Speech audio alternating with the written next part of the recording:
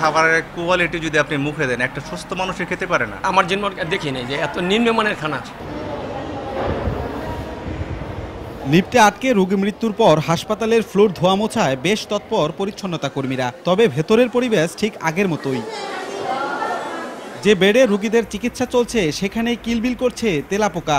আর এখানে বসেই বাসা থেকে পাঠানো দুপুরের খাবার খাচ্ছেন মেডিসিন বিভাগে ভর্তি থাকা রোগী। গাজীপুরে 500 শয্যার শহীদ তাজউদ্দিন আহমদ মেডিকেল কলেজ হাসপাতালের সব বিভাগে প্রায় একই অবস্থা। 3 বেলা খাবার সরবরাহ করা হলেও সেগুলো খুবই নিম্নমানের। বিভিন্ন সময় চিকিৎসা নেওয়া রোগী ও স্বজনদের অভিযোগ, বেশিরভাগ সময় খাবারে পাওয়া যায় পোকামাকড়। খাবার এবং পরিষ্কার পরিচ্ছন্নতা, বাথরুমগুলো খুবই নোংরা। এইখানে আসে এই ধরনের খানা যদি আবার খাওয়া হয়, ভালোর সাথে মন্দ যথেষ্ট হবে। ছেলে থেকে বালিশ চাইছি, তাদের কর্মী আমার বলে বাড়ি থেকে বালিশ এনে লইবা, এখানে বালিশ দেওয়া চলবে না। রোগীর সাথে আমরা যারা আসি অভিভাবক হিসাবে, তারাও অসুস্থ হয়ে যায় এখানে আসলে।